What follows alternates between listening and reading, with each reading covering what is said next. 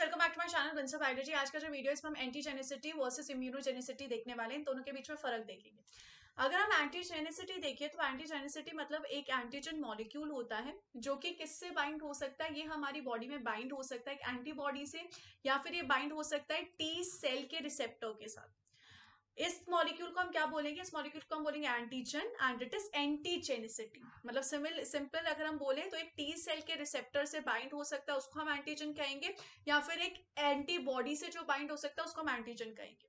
Immunogenicity क्या होता है? इम्यूनोजेनिसिटी एक ऐसा एंटीजन होता है जो कि इम्यून रिस्पॉन्स ला सके, यानी कि इसके पास इतनी कैपेबिलिटी होती है कि इम्यून रिस्पॉन्स ला सके। वही एंटीजन मतलब कि वो बाइंड हो सकता है एंटीबॉडी से या फिर टी सेल रिसेप्टर से, और इम्यूनोजेनिसिटी मतलब कि बाइंडिंग के बाद वो रिस्पॉन्स क्रिएट करवा सकता है। तो हम यहाँ पे ये कह सकते हैं कि ऑल इम्यूनोजेंस आर एंटीजन। सारे के सारे इम्यूनोजेंस क्या होते हैं? एंटीजेंस होते हैं।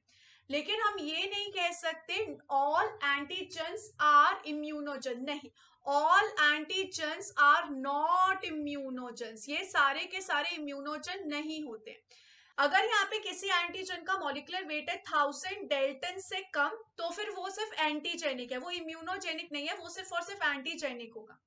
अगर किसी एंटीजेनिक का मॉलिक्यूलर वेट वेरी करता है 1000 से लेकर 6000 तक, अगर किसी एंटीजन का मॉलिक्यूलर वेट इतना होता है तो वो इम्यूनोजेनिक हो भी सकता है, नहीं भी हो सकता है। इट कैन बी इम्यूनोजेनिक और इट कांट बी, होगा भी, नहीं भी हो सकता है। लेकिन अगर किसी एंटीजन का मॉलिक्यूलर वेट 6000 डेल्टन से ज्यादा है तो फिर हम कह सकते हैं कि हाँ वो इम्यूनोजेनिक है।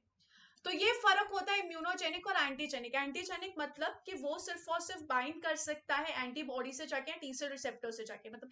पर इम्यूनोजेनिक में क्या होता है कि वो बाइंड कर सकता है और उसके बाद इम्यून रिस्पॉन्स भी क्रिएट कर सकता है। जैसे कि अगर हम एक एग्जांपल लें हेप्टेन मॉलिक्यूल का। हेप्टेन एक ऐसा मॉलिक्यूल है जिसका वेट लो होता है, यानी कि एक ऐसा है लो मॉलिक्यूलर वेट का होता है। तो ये भले ही जाके बाइंड हो सकता है एंटीबॉडी से, लेकिन कोई इम्यून रिस्पॉन्स नहीं करवाता। लेकिन अगर मैं इस हेप्टेन मॉलिक्यूल को बाइंड करवा दूं एक लार्जर प्रोटीन के साथ, समझे, मैंने एक प्रोटीन के साथ बाइंड करवा दिया इसको, इस प्रोटीन को मैं बोल देती हूँ कैरियर प्रोटीन। अगर मैं इसके साथ जाके बाइंड करवा दूं तो ये हेप्टेन अब क्या हो जाएगा? ये इम्यूनोजेनिक हो जाएगा, यानी कि अब ये रिस्पॉन्स कर सकता है, रिस्पॉन्स करवा सकता है, क्योंकि अब इसका मॉलिक्यूलर वेट इन ऑल बढ़ चुका है।